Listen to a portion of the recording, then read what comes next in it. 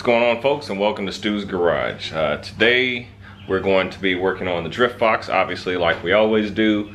We're going to be addressing an issue that's been happening ever since I put this new motor in. There's been a couple of changes in the chassis since the last LS that we had in there that we blew up. So anyways, what we're dealing with right now is we have excess heat. The car is having a hard time cooling off. And then there's tons of heat coming in inside the car from the headers.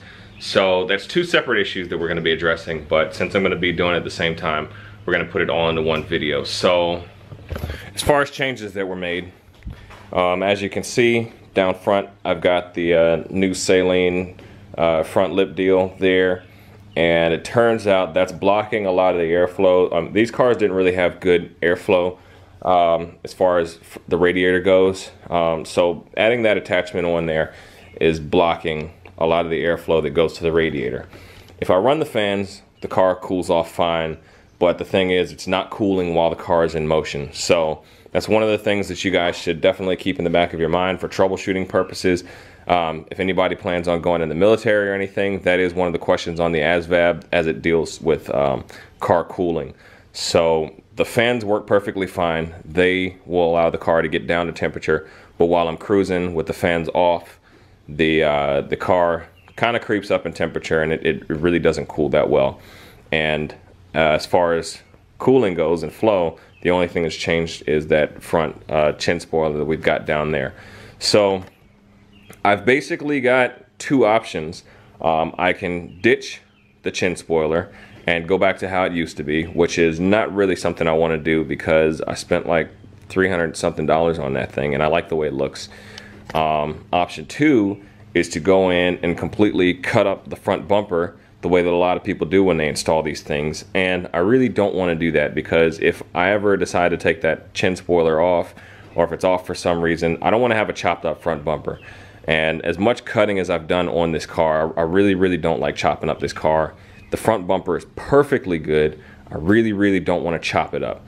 So in order to avoid doing those two things, I think I've identified a couple of areas in the front bumper and in the chin spoiler where I can actually add some vents where you actually won't see them, and it should increase the airflow to a satisfactory level so that there should be good cooling within the car. So we'll do that, we'll test it, we'll drive it, and we'll see what happens. As far as inside the car goes, and what's generating a lot of heat inside the car is this motor has a different cam than what I ran before. It's a lot more aggressive. The tune is a lot more aggressive. It's making a lot more power. The byproduct of power is heat, of course. So the engine is producing a lot more heat.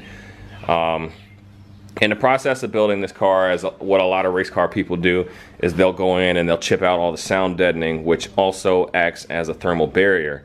So I chipped a lot of mine out, not because I was trying to save weight or anything, but there was actually a lot of rust living underneath it, which I had to go back and repair. So a lot of my sound deadening, which is under the carpet, as well as the carpet insulation, is all gone now. So all of that heat comes straight in the car, straight through the transmission tunnel and the footwells, because if you can imagine where the motor is, the headers are going to run right down almost to the middle of the footwells where the exhaust goes as well.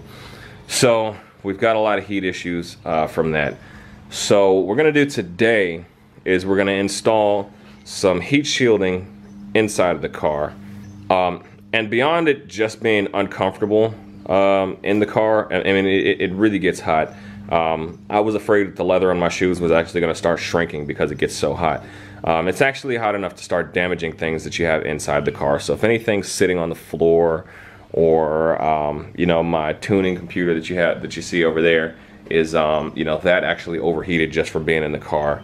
It gets extremely hot in there. So this is beyond a comfort issue right now. We've got some serious heat going on inside the car that we have to get rid of. So what I've got coming, that hopefully the UPS man delivers very soon, is some interior heat insulation that we're going to install. So we're going to start pulling the interior apart in preparation for that. As far as underneath the car goes, we're going to go underneath there in a second. What I have here is some titanium header wrap, and as much as I would love to wrap the headers, this header here on the passenger side is fairly easy to get out. The one on the driver's side is almost impossible to get out because it's so intertwined in the steering shaft, which is seized in there now because of heat, wiring and other things. That header is not coming out without the engine coming out. And even with the engine out, that header is still going to be a pain in the butt to get out. So we're not going to do that. We're not going to wrap the headers because it doesn't make sense just to have one header wrapped and have the other one not wrapped.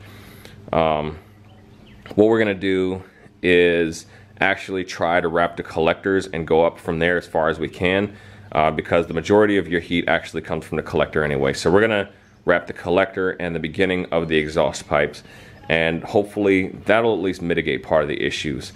I don't have any kind of insulation or padding or shielding to actually go on the firewall or underneath the car, and that's where I actually want to consult with you guys. Please let me know in the comments what type of insulation would be good to put underneath the car. Please don't tell me to go and buy, you know, the heat shielding, because obviously I know that I need heat shielding and the DEI stuff or whatever. You know, try and give me some specific examples so I can go and look at that stuff and read about it.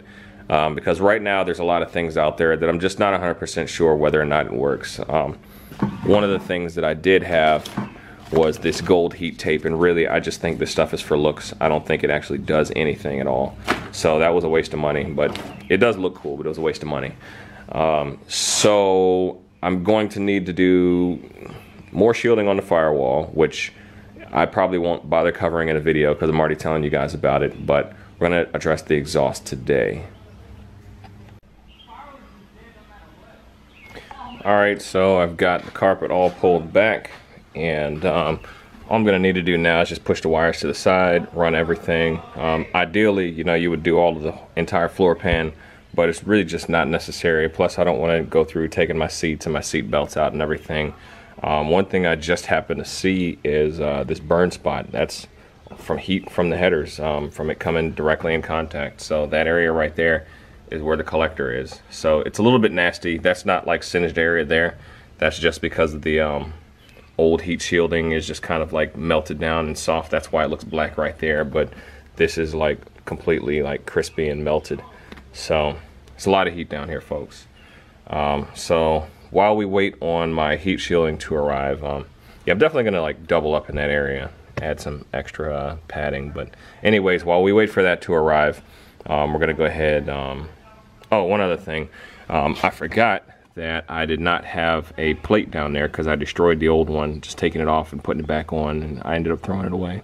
So I went ahead and made a new plate for that, which I went ahead and spray painted, and it's not gold this time, but that's going to be a new plate for the transmission tunnel, and that should help to keep some of the heat out of the cabin. So next up, we're going to go ahead and we're going to raise the car and see how much of these headers we can wrap.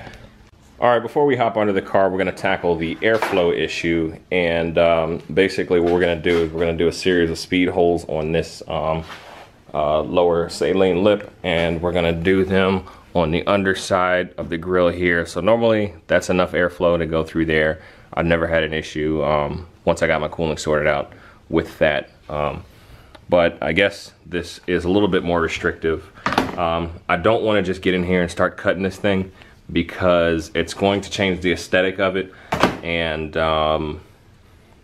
these pieces are actually molded to fit right in to the stock shape, even though it may not look like it. So rather than compromise the shape of this thing and the fitment of it, that's why I'm going to just do the speed holes.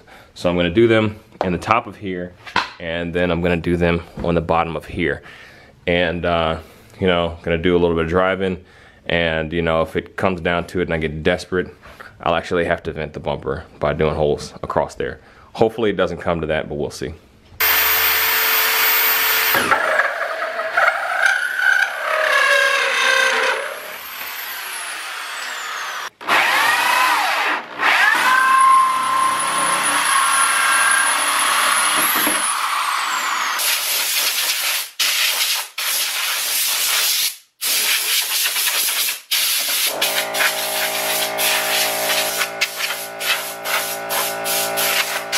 Alright, we got that done.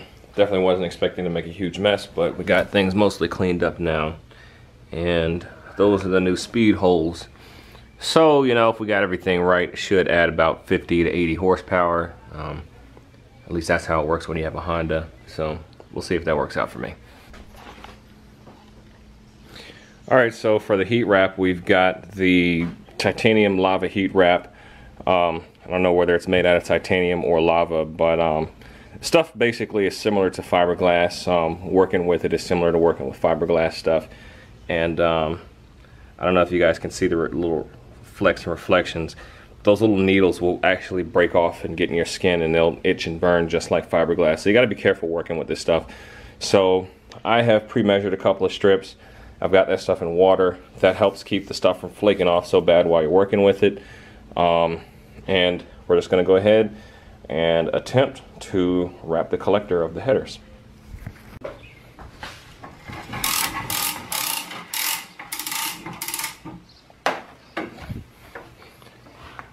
Alright, so there's the wrap job, and it's basically the same thing on the other side. So I did the beginning of the exhaust and part of the collector, so it's not my prettiest work, but I got a little bit more done than I thought I was going to be able to do, and actually pretty happy with it. Also found some trash sitting on the header, which was burning and causing very suspicious smoke, so I got that off. And now we're ready to bring the car back down and wait on the UPS man to show up with my heat insulation. So while we're here, I'm just going to point out that I am going to have to redesign my intake, my Chelsea Denofa intake. I know that this is not ideal for making power because it's not isolated, doesn't go all the way down for cold air. I've never really been a fan of the deep down cold air intakes just because you get trash and water in your intake. Always like to run my car the safe way, even if it costs me a little bit of horsepower. But in the interest of safety, with under the hood being so hot, I may run into issues. Now, I don't know if this is an issue with naturally aspirated car, but your IATs, which is your intake air temperature, if your intake air becomes too hot, it can actually cause detonation. And I don't want that to happen. So later on, I'm going to actually be running the intake further down below. I'm probably going to use the rest of my lava heat wrap and try to get the intake to get a little bit cooler. Alright, so UPS just dropped off my stuff. This is what I'll be using inside the car. It's got this reflective aluminum layer on it with some thermo rubber on the inside, and it's got an adhesive back. So this is different dimensions than what they said it was, but it looks like it's actually more. So I may have a little bit left over, or I may actually be able to do some other things. So let's just go ahead and start throwing this in the car and see what I come up with. Alright, we've got the interior heat shield all put in. So all I have to do now is run all my wires back into place. Hopefully this stuff does the trick. It looks pretty cool, and maybe it'll even quiet the car down a little bit because this thing's extremely noisy. Not that I really care about that, but the new transmission cover thingy is on. So all I got to do is retuck these wires, plug everything back in, and bolt the carpet down. Also, because I had so much material left over, I got surprise upgrades. Check that out. I think that looks pretty cool, and hopefully it does something for me. We'll see. Alright folks, so we went for a test drive. I gotta say, the heat shielding that I put in made a night and day difference. The car on the inside actually sounds like you're in a car now instead of a tin can. And that was just an added bonus. I wasn't expecting it to be like that. The heat levels, I don't even notice the heat. If I really focus on it, I can feel a little bit of heat coming through the floorboards, but that's normal for any like old, you know, metal style car. Unfortunately, my speed holes didn't give me the horsepower increase that I was expecting. They're not helping keep the car that much cooler. So still gonna have to revisit that, try to figure out how I can get more flow to the radiator. But that's pretty much it. Thank you guys for watching. Catch you next time.